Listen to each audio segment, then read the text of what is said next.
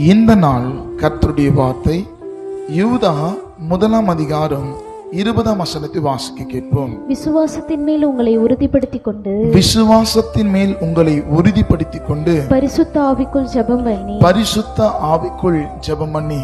இந்த நாளில கர்த்தர் உங்களை பார்த்து சொல்லுகிறார், உங்கள் விசுவாசத்தின் மேல் உங்களை உறுதிப்படுத்திக் கொள்ளுங்கள். நீங்கள் விசுவாசிக்கிற விசுவாசமானது அது வல்லமை உள்ளது. நீங்கள் விசுவாசிக்கிற காரியமானது கர்த்தர் வாய்க்க பண்ணுவார் என்று முதலாவதாக உங்கள் இருதயத்துல உங்க ஆவியில உறுதிப்படுத்திக் கொள்ளுங்கள்.